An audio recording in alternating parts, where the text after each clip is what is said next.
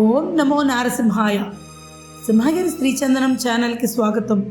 హనుమద్ వ్రతంలో ఒక అద్భుతం చోటు చేసుకుంది.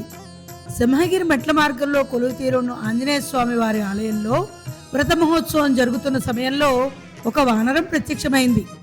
ఆలయ శిఖరం ముందున్న పందిరిపై హడావిడి చేసింది. కొంత సమయం తర్వాత యాగశాలలోకి ప్రవేశించి హవనం కోసం సిద్ధం చేసిన ద్రవ్యాలను, ప్రసాదాన్ని ఆరగించి వెళ్ళిపోయింది. స్వామివారి దర్శనానికి వచ్చిన భక్తులు సాక్షాత్తు ఆంజనేయ స్వామి వచ్చి వెళ్ళినట్లు భావించి ఆనందం వ్యక్తం చేశారు. జై శ్రీరామ్ అంటూ నినదించారు.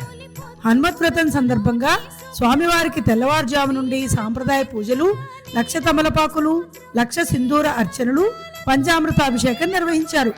సుందరకాండ పారాయణం, విశేష హవనం, పూర్ణాహుతి జరిపించారు. భక్తులంతా తీర్థ ప్రసాదాలను స్వీకరించారు. ఆపాదమౌళి పర్యంతం గురుణాం ఆకృతిం స్మరేత్ తేన విఘ్నాః ప్రణశ్యంతి సిద్ధ్యంతి మనోరథః. శ్రీమద్ ఆనంద తీర్థ భగవత్పాదాచార్యేభ్యో నమః.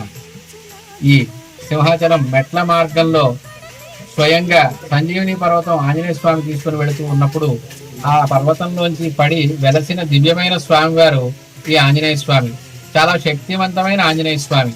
ఈ ఆంజనేయ స్వామిని గురించి అనేక మంది మహర్షులు ప్రత్యేకంగా ఇక్కడే హనుమద్ వ్రతము అనేది పాండవుల చేత మొట్టమొదటిసారిగా చేయించినట్లుగా, వారి చేత 13 సంవత్సరములు చేయించి వారు దిగ్విజయ యాత్ర పూర్తి చేసినట్లుగా చెప్తూ ఉంటారు.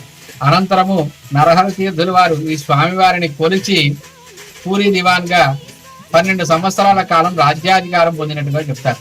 అటువంటి దివ్యమైన సంజీవని క్షేత్రంలో వెలిసిన శ్రీ ఆంజనేయ స్వామి వారి ఆలయంలో ప్రతి సంవత్సరము మార్గశిర శుద్ధ దశమి మొదలు మార్గశిర శుద్ధ త్రయోదశి వరకు 3 రోజుల కాలం పర్యంతము హనుమద్ వ్రతం చాలా విశేషంగా ప్రచలితంగా జరుగుతూ ఉంటుంది. అనూచారంగా వస్తున్న ఇటువంటి దివ్యమైన హనుమద్ వ్రతంలో మనం పాల్గొనడం వలన అనేకమైన ఈతి బాధలన్నీ తొలగిపోతాయి, రుణమోచనం కలుగుతుంది. ఈ స్వామివారి ముఖాన్ని సందర్శనం చేత మనకి చదువు, విజ్ఞానము, మేధా సంపత్తి లాంటివి లభిస్తాయి.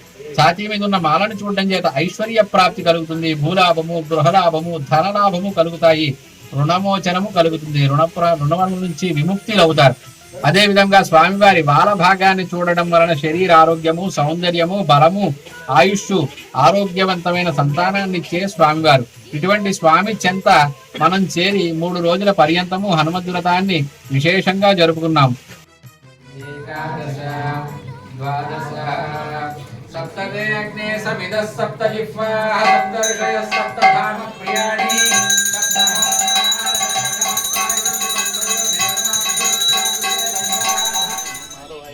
కొండదిగ వెంకటేశ్వర స్వామి వారి ఆలయం వద్ద కొలువు తీరిన ఆంజనేయ స్వామి వారికి ఆగమోక్తంగా పూజలు జరిగాయి.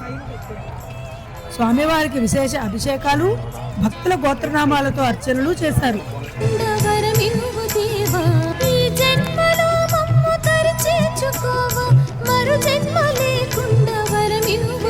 ఓం నమో నారసింహాయ.